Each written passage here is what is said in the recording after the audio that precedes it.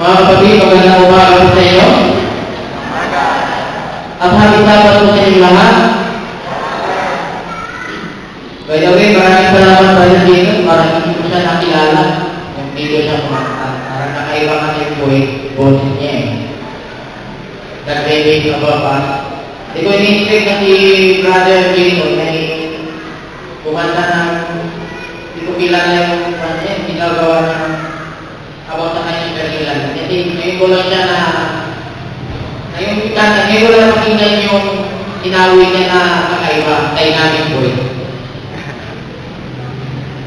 Ako yung magpasalamat mga kapatid sa aking Panginoon Diyos, sapagkat yung kahapon yung si Brother Herman, actually tinawagan po niya ako, o tungkol, Brad, wala tayong prasahan, tuloy na ba? Sige, huwag ka lang tuloy kayo yan. Kasi may masama kasi panahon na pumasok. Kaya alala ko, parang may bagyo. Maganda sana mo pagbiyahe namin. Actually, galing pa po ako sa Dasmariñas Cavite sa may barangay sa Lawang Paulo ako sa kanila ngayon. Kaya inisip ko yung panahon. Alam niyo naman, yung kaalis na ito si Bobby Friedrich ay naniiwan siya hindi maganda din sa ating lugar. Kaya, inisip ko sa Panginoon na sana hindi ito maulit sa aming pagpunta dito para maganda naman yung pagbiyahe natin. Mahirap natin. Pero ang kapatid para po sa akin, hindi po handa maging bagay man yan. Bagay man yan o maganda man ang panahon, ang paglilingkod po sa Panginoon ay hindi po dapat po natin bigyan ng dahilan. Sapagkat tayo mga kapatid ay bilang mga Kristiyano, kung ano man ang mga ino-offer natin mga programa sa iglesia, ay dapat po natin yung tanggapin sa ating puso na walang dahilan. Para sa mga hindi pa nakilala sa akin, nakita na dyan sa projector, simple lang po, pangalan po ang nakalagay dyan. Meron po akong asawa dyan sa mga hindi pa nakakilala at aking pamilya. Dyan po si Sister Cindy Lalutin ang aking anak ay isa. Kasama ka rin yung nagbantisan kasi nagbantisan nga lang si Sister Cindy. Kaya napakasalamat din ako sa iglesia nito na mainit na pagtanggap. Mga ilang taon na wala ako na nag-speaker ng mula noon, 2 years. At muli po, ngayon, ako ay ngayon yung harapan upang magbigay ng sigay ng ating Panginoon. Kung meron kayo mga klase mga kapatid, ulitin ko po ang binasa natin kapatid kanina.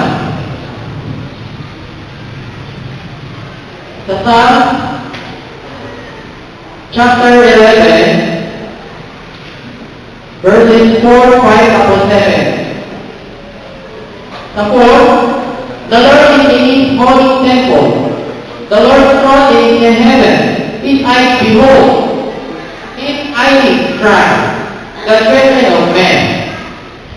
The Lord cries the righteous, but the wicked and him that loveth violence in soul, hate him. For the righteous Lord loveth righteousness. His countenance doth behold the upright. Tayo po na lalaki mga kapatid. Amang banal na mga Panginoon po sa lahat. Opo ng ilang Diyos na dapat po namin kayong purihin sa buhay ng Espiritu at katotohanan. Hinihingin po namin ang mga paggaling hindi po gawa. Ang aming mga puso't isipan upang ang aming pagsama paglilingkod sa araw at araw nito ay maging nakatanggap dyan sa karyanan namin. Maraming salamat po Panginoon sa katiyakan ng pagpulugin po sa aming panalangin. Sa pangalan ni Jesus na tagapagligtas. Amen.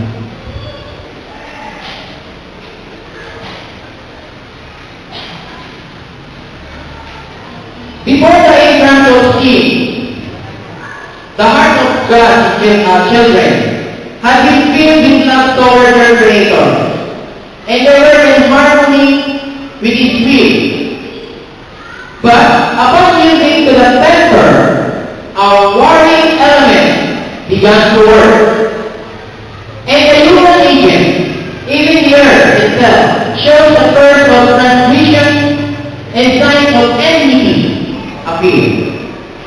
stewardship, December 12, 1895. Natulad po ng ating propeta ng Ellen G. White.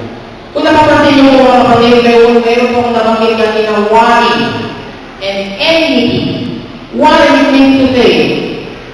Sa panahon natin ngayon, ang ating mundo ay napakasama na sa paligid natin.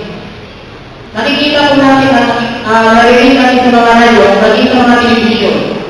Halos na mga masama na ginawa ng mga tao. Ito po ang sinabi po ng ating propeta ng Ellen G. White. No? Before the Israel was saved, the heart of God's children had been filled with love toward their Creator, and they were in harmony with His will. But upon yielding to the center, a worry. Ibig po kasi itong worry, mga kapatid, palakaway. No? Mapapansin naman natin, mga kapatid, na meron talagang mga tao. Pag once na meron kang magandang bagay na nakikita sa'yo, at itong taong napansin sa kanya, eh meron siyang mga bagay na hindi niya, may mga bagay siya na hindi magandang iniisip sa'yo. Although, siguro, nandun na kasi yung mga inggit na hindi natin talaga maiwasan yun. No? And then, itong enmity, in the human age and enmity are deceptions, the first of the transgression in signs of enmity appear. Enmity is today is yung aming dumot. Tagalog ba yung dumot, right? No? Sa amin kasi dumot. Ano ba Tagalog yung dumot? Pagkamuhi? Tama ba mo? Napapansin natin yun na pag-once na meron tayong kausap sa panahon ngayon, halimbawa kung mapagsabihan natin itong tao ito, di ba nagkakaroon tayo ng, di ba, reaction pa lang, parang hindi na maganda sa kanyang mukha. Parang iniisip ko lang, ano bang mali ang ginawa ko sa kanya? Di ba, nagiging, parang hindi mo na maintindihan ano na talaga ang attitude ng mga tao ngayon. No? Sinabi ko kasi ito yung propeta Ellen G. White. No? Ang darating talaga na hindi lang sa kapanahonan ng mga apostol ng mga propeta. Ito ngayon, mas lalo pa lang lumalak ang mga attitude ng mga tao. No? Kaya ang aking topic na dadaling ko sa inyo mga kapatid, ang pamagat ko ito ay solving problem God's way. Alam ko mayroon po tayo ng problema dito. Ako lang ba walang problema? Ha? Kasi ba may hindi walang problema dito? Ang dami ko. Huwag na pala ako magsalita kasi wala pala kayong problema. Ha? Solving problem God's way. No? In John 6, 1-15, Matthew 14:30-21, and Mark chapter 6, verses 30-44, ito ay patungkol doon sa 5,000 pinapakain ng ating Panginoon Jesus. Napapansin sa inyo doon. Meron pong tatlong bagay ang aking napansin doon na ginawa ko ng ating Panginoon Jesus. Sa pangyayari ng panahon na doon. Reality, problem, and then solution. Ano pong reality po ang kanyang nagawa? Reality. Nung nangangaral ko ating Panginoon Jesus, meron mga tao na umasaluhan sa kanya na may kanyang mga sariling sakit. At hindi po niya ito itinaboy. At hindi niya ito sa kanyang kabulan na hindi niya ito pinasin.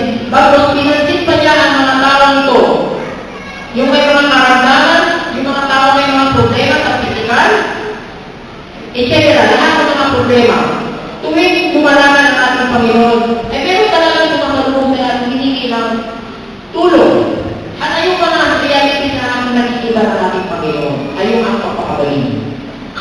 Isa to ang reality na aking nakikita nabasa sa Bible. Ayun ang pagpapagaling na may sakit.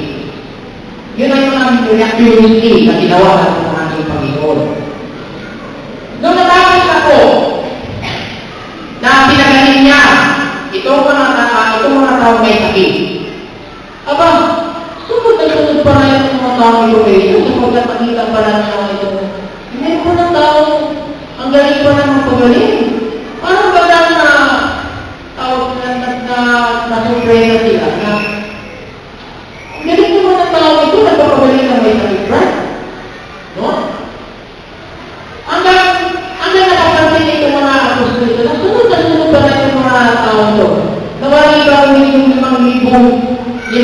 pong mga lalaki, bukod ba yung mga bata sa kayo mga babae? No? Ayun, ano po ang problem po na nakikita po natin? Dahil po napansin sa problem na namin nakikita. Yung sumunod po yung maraming tao, Diyos, na nakasama po yung mga lalaki. Yung nakita ng kalagay, nakita po ito may pinili. Panginoon! Bakit sunod itong mga tao ito? Napakarami namin ito. Ito gagawin namin sa kanila. Nakita niya yung pinili. Na itong mga tao ito ay sumunod. At ang itong mga tao ito ay nagugutom na. No? Habang itong si Filipe, minsan Filipe, reklamador ko eh. Minsan meron tayo mga galing din na parang gusto niya na kayo lang, exclusive lang kayo mga grupo na magkakasama. Sunod na sunod itong mga tao nito. At nakikita ng Panginoon kung ano ang mga pangangailangan ng mga tao nito. Bago ang mga tao nito, kailangan po nila teacher, kailangan po nila ng pagkain. Nung tinanong nito si Filipe, ano ang meron dyan? Ano ang meron dyan? Ang sabi ni Filipe, Panginoon, wala po tayo rito. Saka paano po natin ito kakakain yan yung ibong lalaki na yan, bukod po yung mga bata. Wala na. Wala tayo ito, Panginoon. Napapansin niyo po na ito yan sa John 1:15. May ugali talaga si Filipe na sa akin na bata, sa akin na lalabasin. Meron talaga siyang karakter na ikatago talaga niya itong mga tao ito. Bahala na kayo sa buhay nyo, magsikap kayo para kayo ay makakain, para kayo ay mabusog, etc. Pero ano sabi ng Panginoon? Ang parang pala ng Filipe na itong mga tao ito ay kanyang pauwiin. Pero ang tugon po ng Panginoon? Ayaw ko sa pauwiin. Ayaw ko na makaupo dyan. At buti na lang itong isang alaga na si Andres. Ay hindi siya nagiging negative ng kanyang pag-iisip. Buti na lang, meron siya nakitang bata. Ang sabi ni Andres, ay mayroong bata dito, may dalang ilan ba? Sino ba mga bata, ha? Ilang pinapay? 5. Ilang isda? Okay. By the way po, ang isda, ang pinapay ko na sinutukoy sa Bible commentary, binungko ko dito. Considered as an inferior food for the irrational animals and man in having circumstances. Ibig sabihin po ng inferior food, mababang klaseng tinapay. Sa kapanahonan po natin ngayon, masaya na po tayo na meron po tayo pandesal. At tinapay noon, mga panahon lang nila, parang pizza, bilog, tapla. Dahil ngayon, iba pandesal na. No? Yan po ang inferior food. Ibig sabihin, mababang klaseng tinapay. Walang binamit doon na garin niya. And then yung pizza naman, na bilang ayon sa Bible commentary, sa Greek is opsalia. Small kind of pickled fish were used especially in English. No? Tingin niyo kaya, wala nang binamit doon na sisig. Musalo na, wala binamit doon na tilapia. Wala din, ganun po pa. Dalawang isda lang. Alam niyo ba ano pinakamaliit ng isda sa Pilipinas at sa buong mundo? Ako naalala ko pa, pigniya pandana. Pag nalitas ako, pandana pigniya pa. Naalala ko may ngayon in high school para rin pag-ipunan subject. Pinakamaliit na isda. Pero, parang posible na rin ang dalawang number. No? Di naman po yung tuna. Posible naman tuna. Hindi ka nagpuso yung mga teacher noon. No?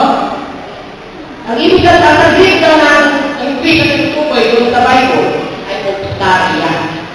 No? Opsaria. No? Ngayon mga kapatid,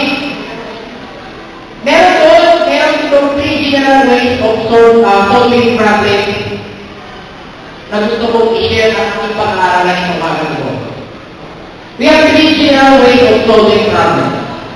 Number 1, escape from the problem. Matthew 14:15, Mark 35:36. Escape from the problem. Ito yung unang pamamaraan ng tao. Sorry, dalawang minuto dito. Escape from the problem.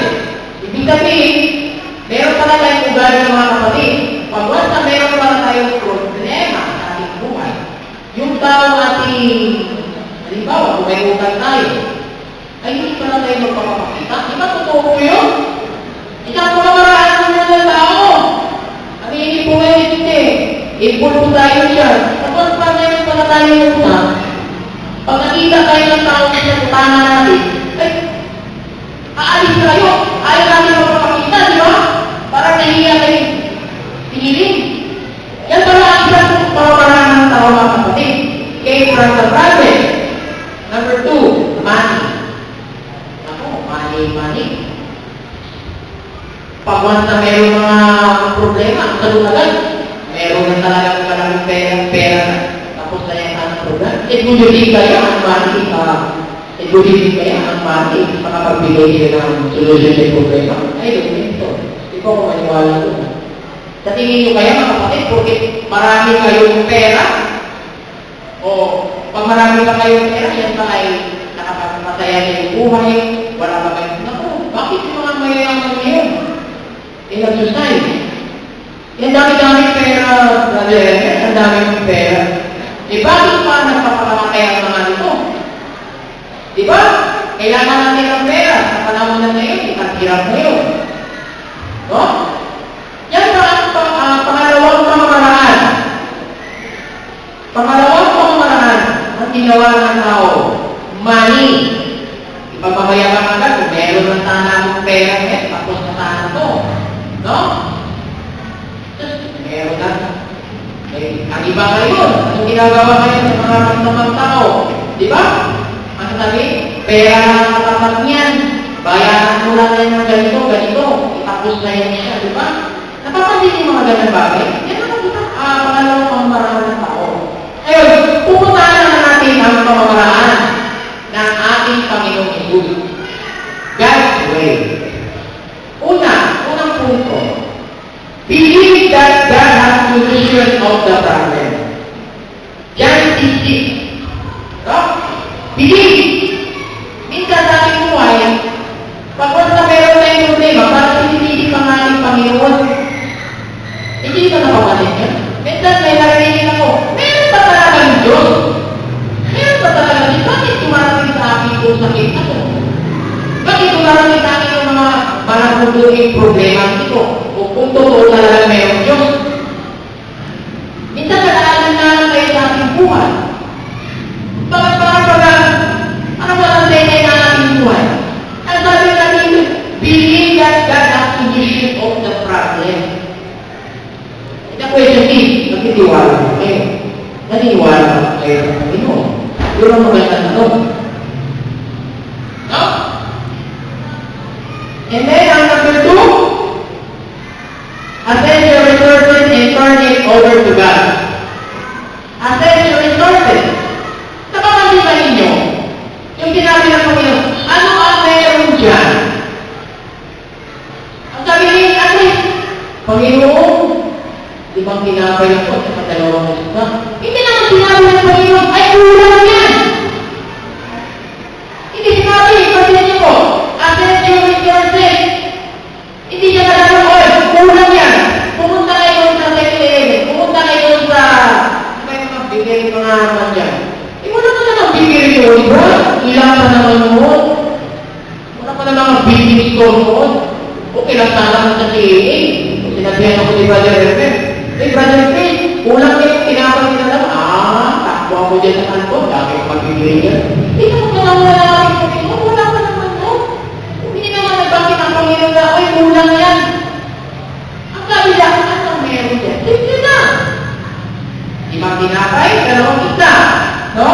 Anong kwento po dito sa pangalawang pamamaraan ng ating Panginoon? Yung assess your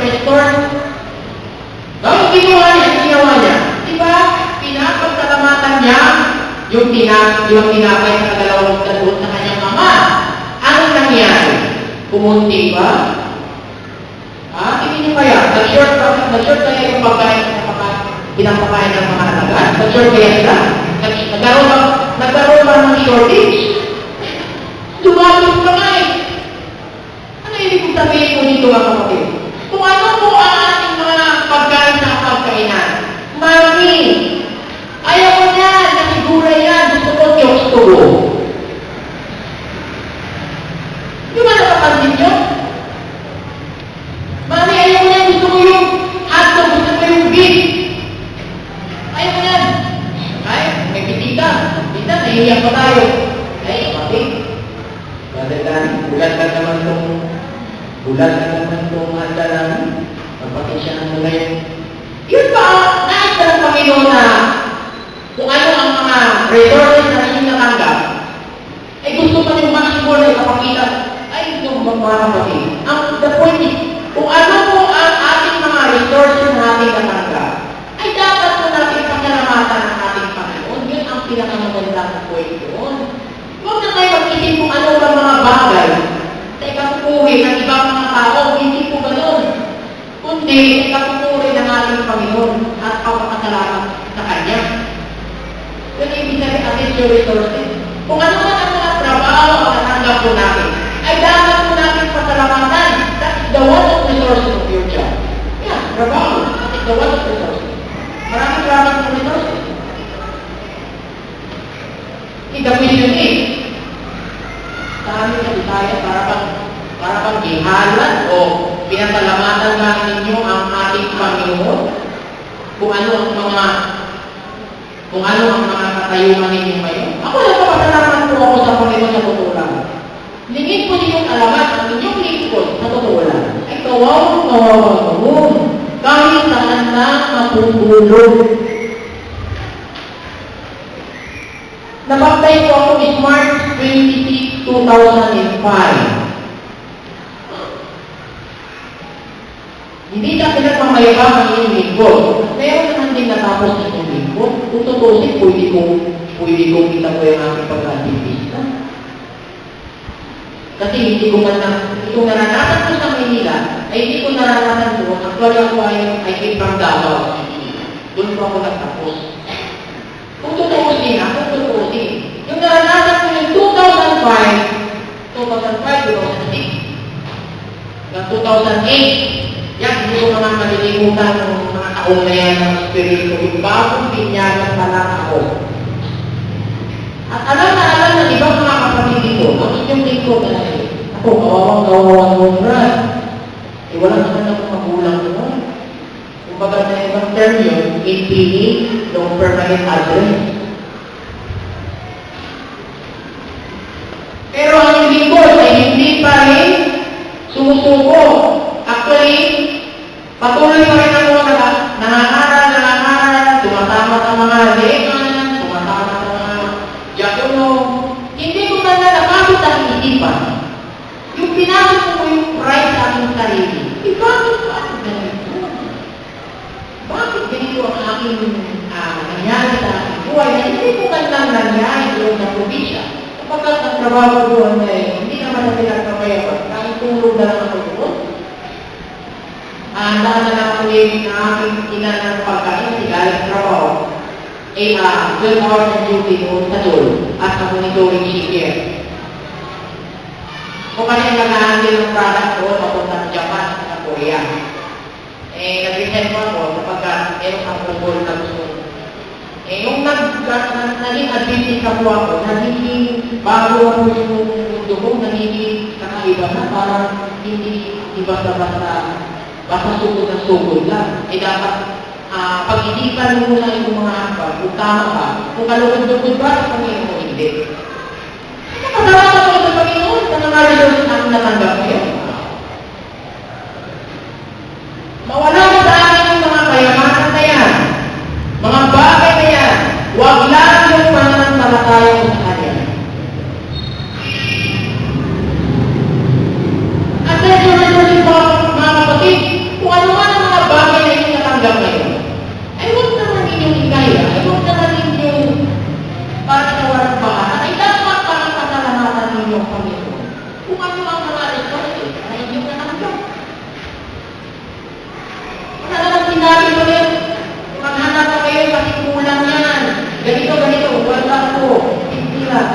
Biruin mo na yung kinakay, dalawang pagka, pinarami niya.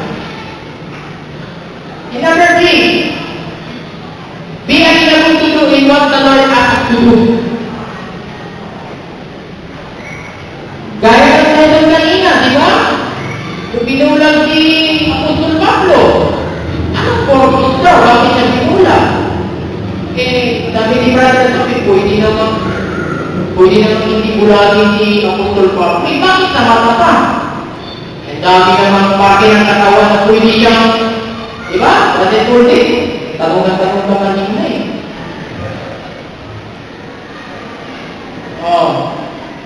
Marami naman karana.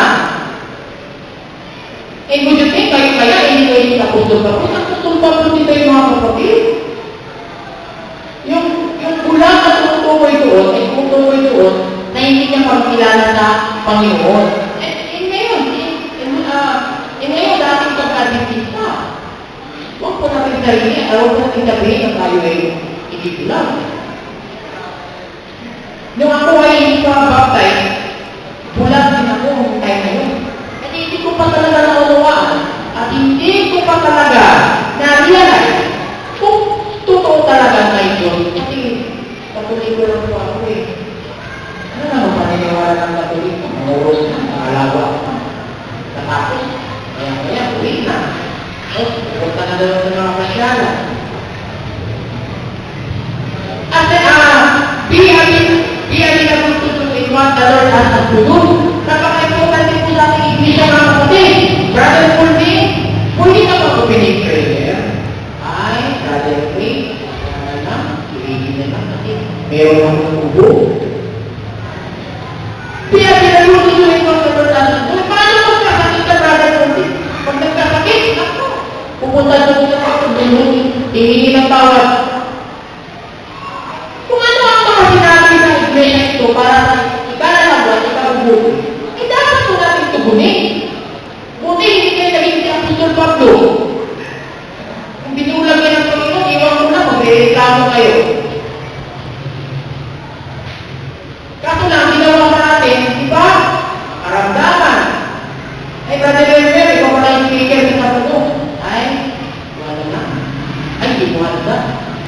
Ay, God, kung nalay po sa mga nalay po sa citizen, pagdala ka naman ng buwan, ikaw ang special na po, ayaw ko doon na, diba mo? Kaya kailangan tinuloy mo ang Lord as to do. Tapos, pag dumating na yung mga kapapara, akala pag-iisip ko, iwan, kung meron yung mga problema sa mga tapuan, kung wala problema sa ikuan, kung you think kayo, mag-iisip ko pa kaya sa Panginoon.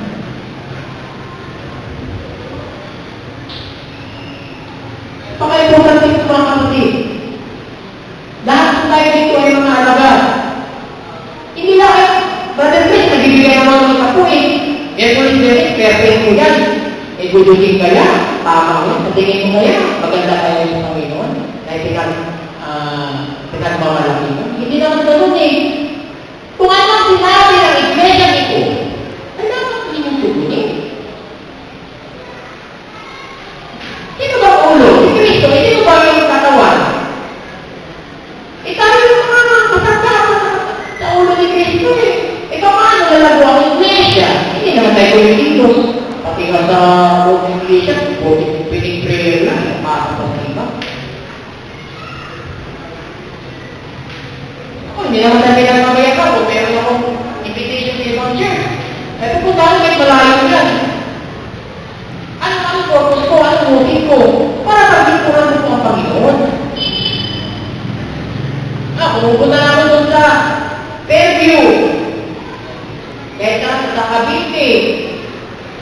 Ang point ito mga kapatid, kung ano ang mga invitation sa spiritual na bagay, ay dapat po ninyong tanggapin. Huwag na kayo maging alibay ng sarili. Ay, ayoko kasi, di naman ako marunong mag-speaker. Ay, di naman ako marunong manalangin. Naku, pero pag-outing. Ang sabi ng church, birthday, dapat ito na tayo. Naku, kumarating alas 10. Pero pag-outing, pag kita-kita tayo sa muna, alas 4. Naku, wala pa alas 4, nagsuot na.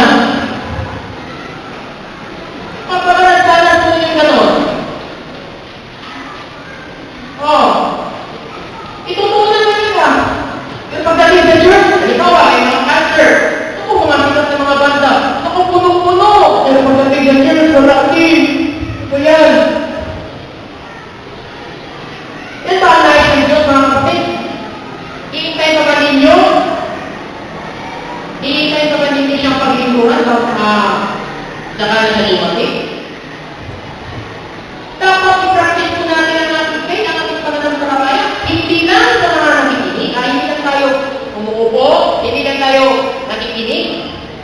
Marami po bagay na pwede po natin gawin. Marami po. Pag-ibigay. Pagdating naman sa iglesia mo, doon naman yung tanggihan. Kung ano ang halimbawa ng project dyan sa projector, ito ang pamilya na to. Dapat ito pagba na kayo handa na kayo. Ay dapat handa naman din kayo. Kung na may sabihin na, ay hindi ako magpaganda, Brad. Ay hindi naman din maganda yun. E paano pag may sakit ka? Pag may sakit ka, saka nagtulog ng lulunod, humingi ng kagalingan sa Panginoon. Paano malulatan ang inyong problema? Ay hindi ka nagtulog yung malubat sa Panginoon. No? Ano ba ang mga karakter sa Bible? Na may karanasan sila sa katutunan. Unang-una po dito ay si Lazarus. Lazarus. Diba? Ano sabi ng Panginoon? Diba? Buksan mo si Lazarus yan sa kanyang ibigan. Ilang araw na? Ha? Ano? 3 araw? Nabuksan ka hindi? Bubuksan ka hindi? Diba? Si Kristo mismo ang buksan mo yan. Ano sabi ni Marta? Marta. Buksan mo yung ibigan ni Lazarus yan. Panginoon, di ba may mga hintay na tayo Panginoon, baka yan Itong araw na yan, mawawawa na yan. Nagkuhan yung agad Iisip na agad ng maganda Panginoon, mawawawa na yan, bubuksan mo ba yan? Kaya sabi na buksan mo! Yung binuksan na. Sinugod niya yung sinabi ng Panginoon, binuksan niya. Ang pagsunod na kapatid ang point yan na dapat natin gawin. No? Ano ang pangalawa? Iharin ng aman. Sa previous natin sa mga lesson. Iharin ng aman, yung manyaman ako, sa dami kayo mga katuran. No? Buti na lang, iharin ng aman, na meron pala yung alagad na babae. Ano sabi ng babae? Dahil na aman, yung sakit na no? Brother Pundi, kanina, talungan-talungan ka, ay, Keton. Yan ang problema ni Hari Naaman. Bagaman siya po ay maraming kayamanan, pero meron talaga siya isang problema na hindi niya kumbaga sa akin yan, halos hindi niya tayo makatulog sa kanyang tayo ng kanyang kalagayan. Yung Keton. Yan ang sabi ko, Manali. Bakit po din? Meron pa akong makilala doon ng mga gamot. Bakit ito hindi pumunta doon ng mga gamot? Simple lang ito po ng mga Nagkuhan pa agad si Hari Naaman, hindi naman Dami pa yung mga alibay. Anong sabi ni Hari Naaman? Hanggang nakumpin si Hari Naaman, hanggang pupunta siya doon kay Propeta Eliseo. Ngayon, nung time, ayaw pumunta na siya doon kay Propeta Eliseo. Ano ang sabi ni Propeta Eliseo kay Hari Naaman? Diba, nagpakonsulta siya, diba, pagka-doktor? Diba, siyempre, magpakonsulta ng doktor, diba? Siyempre, sasabihin natin kung ano naman nararamdaman. Kaya din kay Hari Naaman, sinabi niya kay Propeta Eliseo kung ano kanyang problema. Sinabi niya, ito. Kaya sabi ni Propeta Eliseo, ay maglulog ka doon sa Jordan River. Hindi lang. Wala nang medika. Wala nang mga tawag ko yung mga medicine na mga mapakalma sa kanyang sakit. Hindi lang. Punta ka doon sa Jordan River.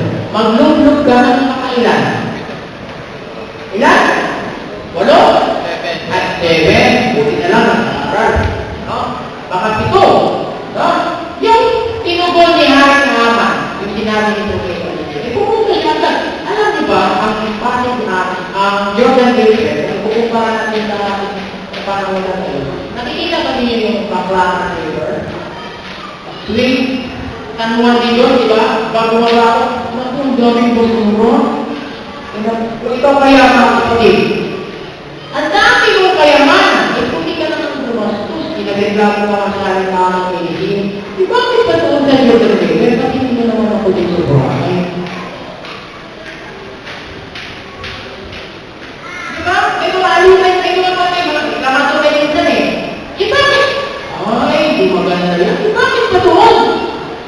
Pwede naman sa Spring Laguna. Marami naman akong pera.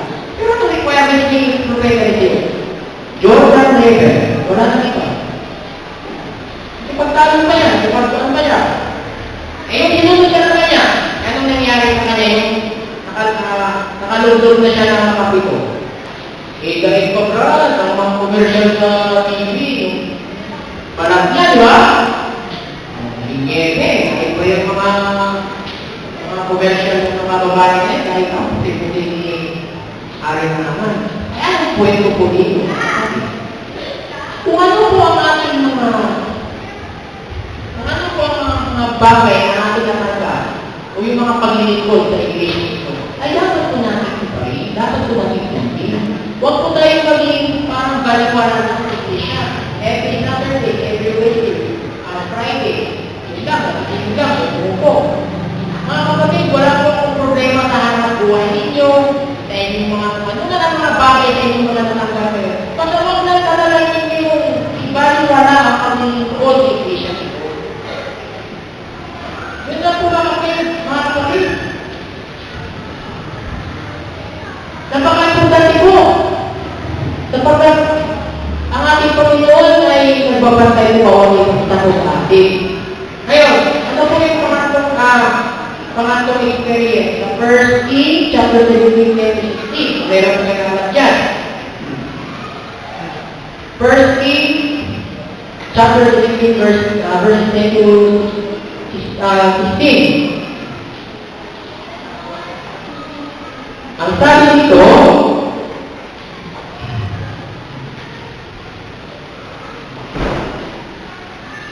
sa 10, sa gayon bumangon siya at naparoon sa salita. At na siya'y dumating sa pintuan ng bayan. Narito, isang bawang babae ang doon na namumulot ng mga pakpak.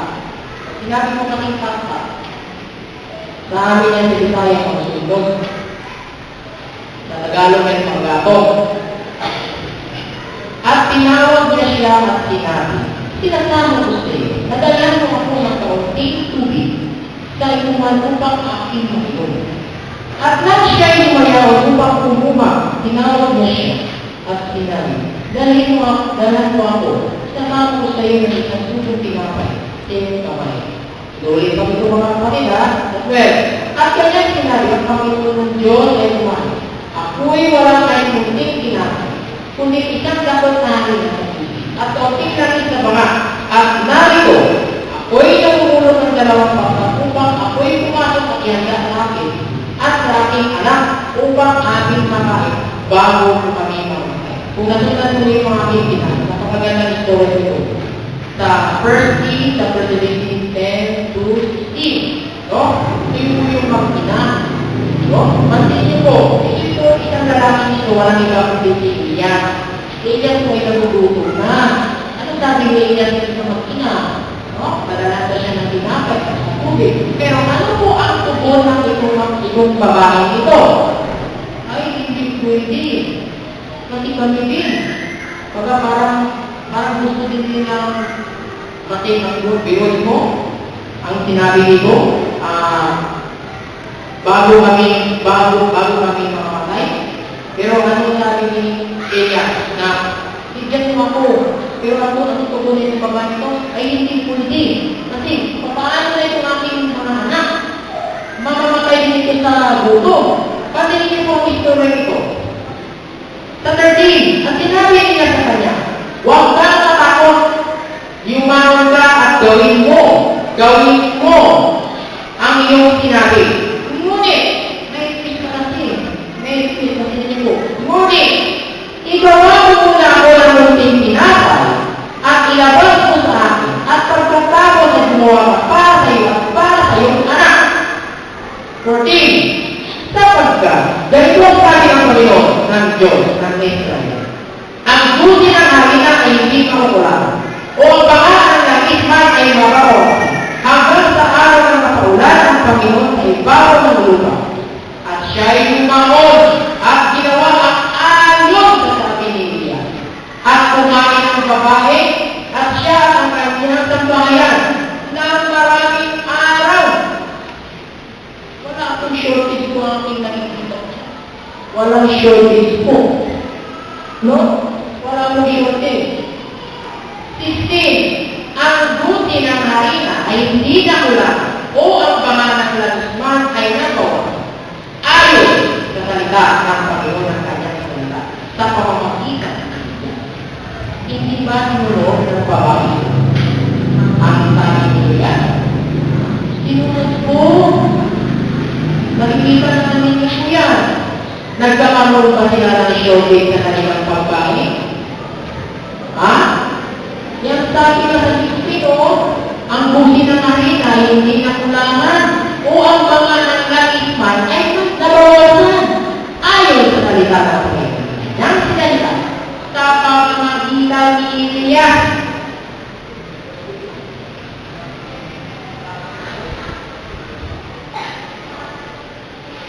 Sa Exodus 15:26.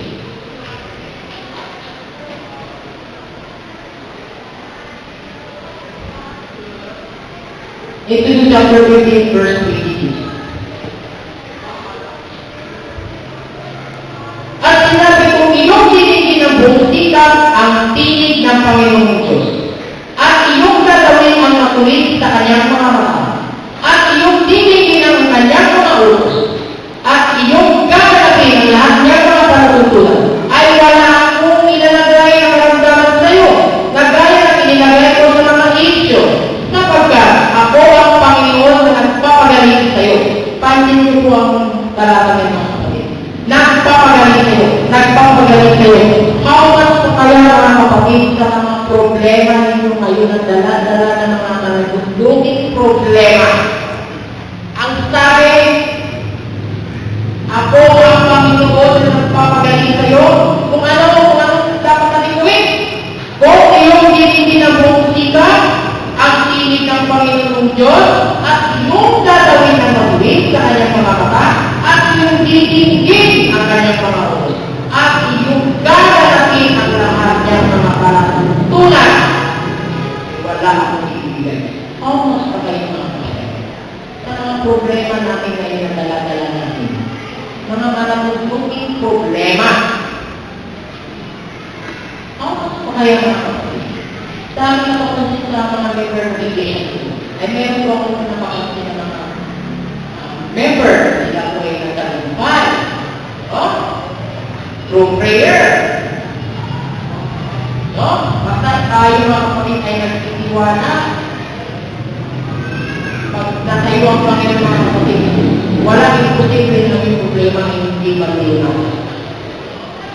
Ang problema lang po natin mga kapatid ay hindi po natin inaakit ang ating Panginoon. Para bagang wala lang siya. Para bagang tuwing may mga problema na dumarating, saka na tayo tulog sa Kanya. Pero pagdating sa iglesia, sa pagdating sa paglilingkod sa church, ay parang itinabulang natin ng bagay na yun. Which is, napaka-importante po sa ating buhay. Hindi lang po lang natin namamarayan. Sapagkat yan po ang proof na sa projector sa Exodus 15:26. Ang Panginoon po, hindi po ako nagsabi, hindi brother niya. Sabi niya, ang Panginoon po nagsabi niya, at sinabi ko kayong liligigit, apat ang purpose ko yung napapansin mo dyan. Nandigin ang iyong sikap, ang tinig, magpangin mo Diyos, at iyong gagawin.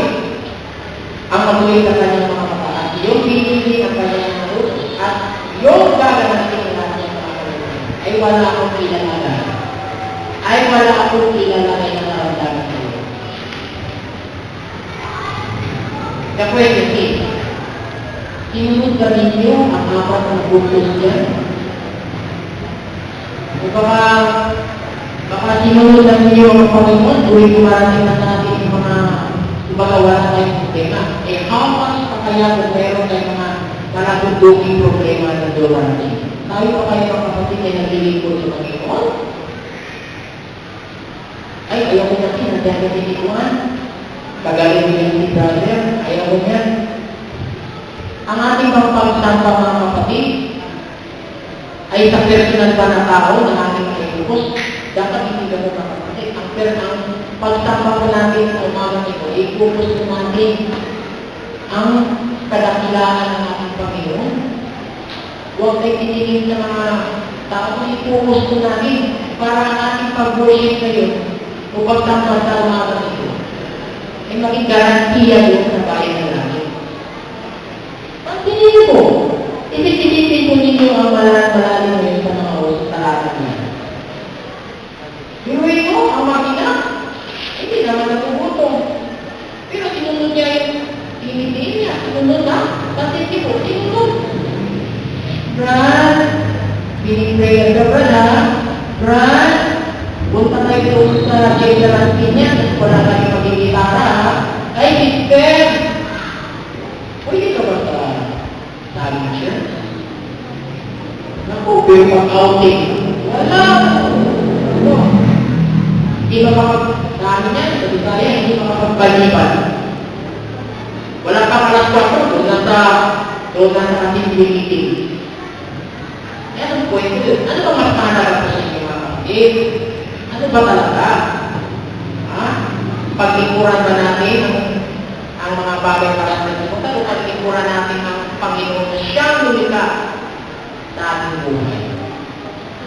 Wala naman problema kung gagawa tayo ng mga bagay na para kasalimutan eh. Basta huwag lang po natin itaboy, huwag lang po natin itakuhin, huwag po natin i-deny ang mga bagay na yung mga bagay na spiritual para sa kalalamunan natin pananampalataya. Bago ko po, meron na po ako papatayan ng inyo sa Ephesians chapter 3 verse 19.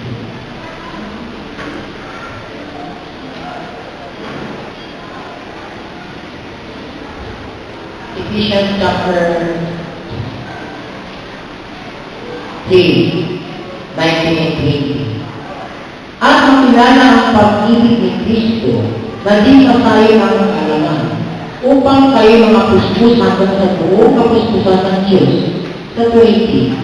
Ngayon, sa makapangyarihan gumawa ng lubhang sagana nang higit sa lahat ng ating hinihingi o iniisip ayon sa kapangyarihan.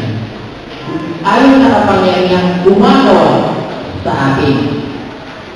Brothers and sisters, providence is an opportunity of God to let us taste the resources of heaven and witness His power to put our trust in Him.